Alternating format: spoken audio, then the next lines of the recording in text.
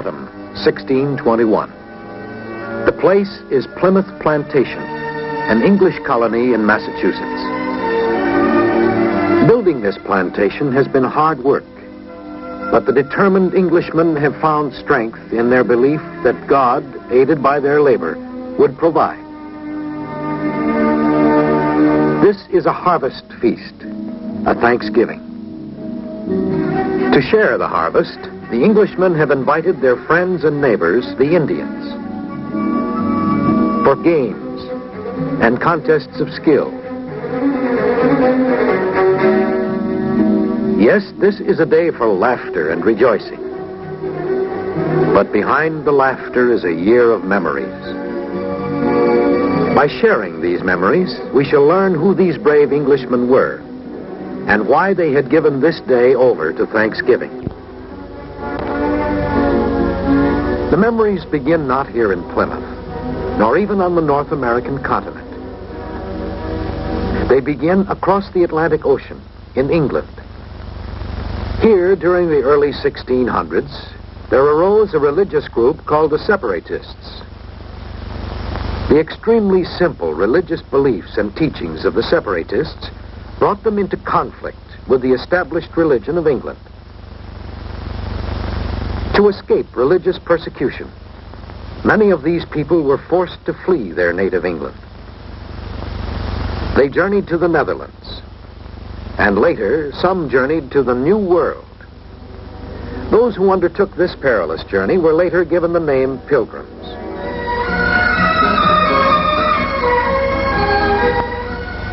Early in September 1620, a group of pilgrims sailed for the New World aboard a former merchant ship called the Mayflower.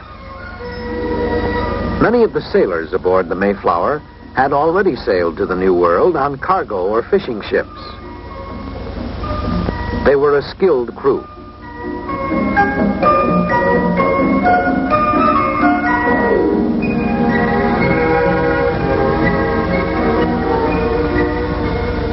The captain of the Mayflower, an experienced and well-trained sailor, feared that the Pilgrims might interfere with the running of his ship, and so he ordered his crew to make sure the passengers stayed off deck.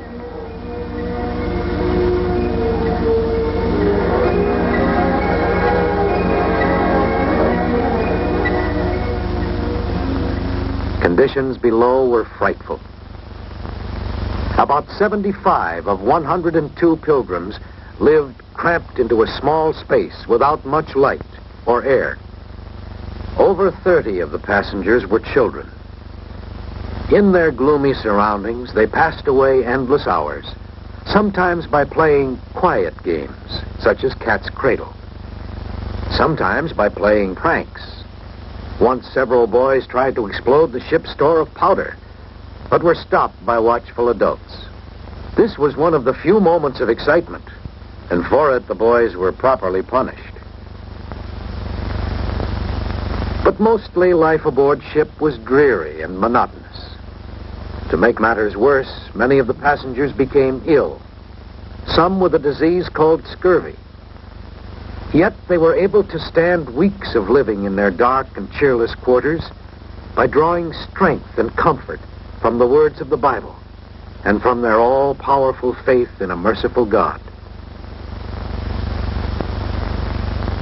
After 2 long months of voyaging across the sea, their faith was rewarded. On a brisk morning in November 1620, a pilgrim leader described what happened. After long beating at sea, they fell with the land, which is called Cape Cod. Thus, they arrived in a good harbor and were brought safe to land.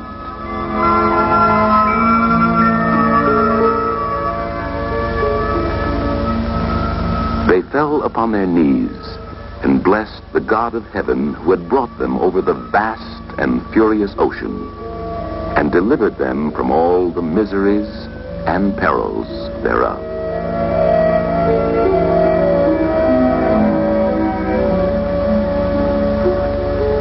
But even before they reached this land, arguments broke out among several of the pilgrims. Some of the men argued that Once on shore, the Pilgrims must stay together for their own safety. Others wanted to break up into separate parties, each party going where it pleased. The Pilgrim fathers saw the dangers of disbanding the group. At a meeting in the captain's cabin, they wrote a document which became known as the Mayflower Compact. It was to become one of the great foundations of American democracy. In part, the Mayflower Compact reads, "We, having undertaken a voyage to plant a colony, do solemnly in the presence of God and one another combine ourselves together in a civil body politic for our better ordering and hereof to enact such just and equal laws as shall be thought most meet and convenient for the general good of the colony. We hereunder subscribe our names at Cape Cod, the 11th of November, Anno Domini 1620. With the signing of this document, the Pilgrims firmly bound themselves into a single group that would stay together.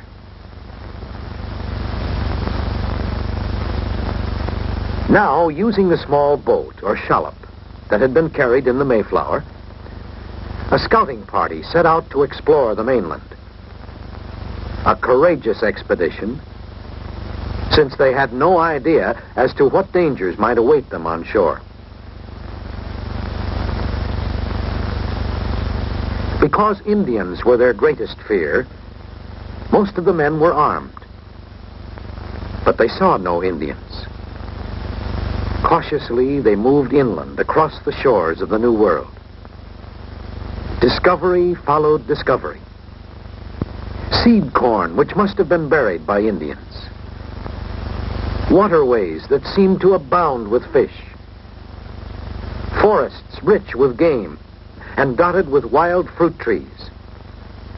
And above all, soil, rich soil, which one of the Pilgrim fathers called excellent mold. After 6 weeks, the members of the party, late in December 1620, selected a site for the Plymouth Colony. Now shelters must be built. A Pilgrim writer has described how they set to work. Monday, the 25th day of December 1620. We went on shore, some to fell timber, some to saw, some to rive shingles for roofs, and some to carry, so no man rested all that day. After 3 days, on Thursday, the 28th of December, in the afternoon, we went to measure out the grounds. To greater families, we allotted larger plots. To every person, half a pole in breadth and 3 in length. This proportion was large enough, considering the weakness of our people, many of them growing ill with colds. The courageous Pilgrims were forced to begin building their homes in the dead of winter. Though they went about their work cheerfully, the cold, damp winter weather and the agonies suffered on their long voyage caused them to become weak and sick. So as there died sometimes 2 or 3 a day, of 100 and odd persons, scarce 50 remained. And of these, there was but 6 or 7 sound persons who spared no pains, night nor day, but with abundance of toil and hazard of their own health, fetched wood for the sick, fed them, made their beds, washed their loathsome clothes, in a word, did all the necessary offices for them which dainty and queasy stomachs cannot endure to hear named. Slowly, this winter of great hardship and despair passed.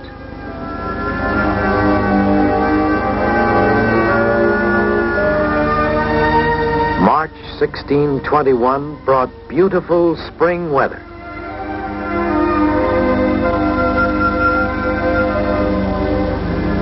Several of the Pilgrim homes were now completed. The homes were very small and had only few pieces of furniture which the Pilgrims had made themselves. But these sturdy houses were good shelters where cooking and studying and other day-to-day activities took place. With some families already living in their own homes, the colony became even more firmly established. Yet, tiny Plymouth Colony faced still another problem. Friday, the 16th of March. This morning, whilst we were busied in military preparations, we were interrupted, for there presented himself a savage. He very boldly came all alone, straight to the meeting house. He saluted us in English and bade us welcome. This Indian, who had learned English from English fishermen, was named Samoset. He promised to bring other Indians to trade with the Pilgrims. Samoset came again with another English-speaking Indian named Squanto. They told the Pilgrims that their great chief, Massasoit, was nearby. After some thought and discussion by the Pilgrims, Massasoit and his braves entered the Pilgrim village, where the chief was escorted to the governor of the plantation.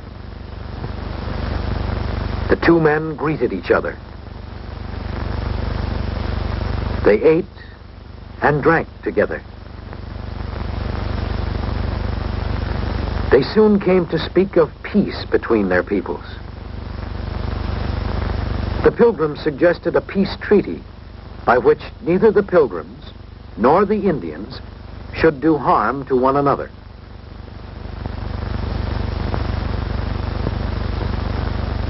Massasoit listened carefully to the terms of the treaty, and then accepted. And now, with little to fear from the Indians, the Pilgrims allowed the Mayflower to set sail back to England. Watching their last tie to their old home in Europe head out to sea, perhaps the Pilgrims felt a tinge of regret. But certainly they also felt proud. Proud that they had successfully established their colony. Proud that they could now stand on their own in this glorious, untamed land of North America. But there was still much work to be done.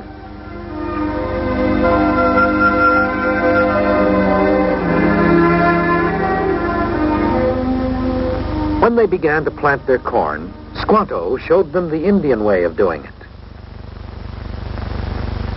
How fish were used as fertilizer to grow the corn. And he showed them how and where to catch fish. Much to the joy of all, the work of the Pilgrim farmers brought a great harvest. To celebrate their harvest, they prepared a great feast. This was a day to give thanks to God, a thanksgiving. To their feast, the Pilgrims invited their Indian friends. And so, with a day of games and feasting, come to the end of a year of memories for the people of Plymouth Colony. Of those Pilgrims who came to this shore nearly a year before, less than half are here. But the sacrifices of both the dead and the living have built something fine and lasting. For on this autumn day in 1621, Plymouth Colony is one of the chief homes of civilization and democracy in the New World. This humble beginning grew with the years, and from its people came traditions of religious and political freedoms that played an important part in the establishment of a new and vigorous nation.